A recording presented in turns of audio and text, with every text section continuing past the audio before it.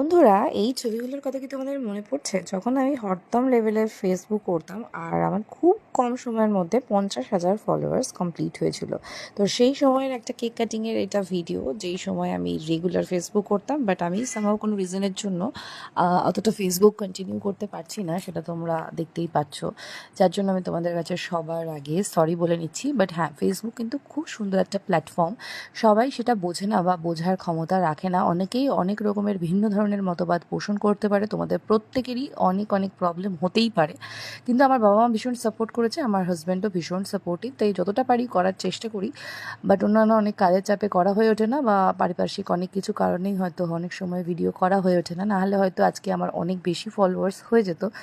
তো যাই হোক, যারা খারাপ চায় তারা তো সবসময় তোমার খারাপই চাইবে, আর যারা ভালো চায়, তোমাদের মতন শুভাকাঙ্ক্ষী আমার, তারা তো আমার সাথে সবসময় আছো, সেটা আমি সবসময় বিশ্বাস করি।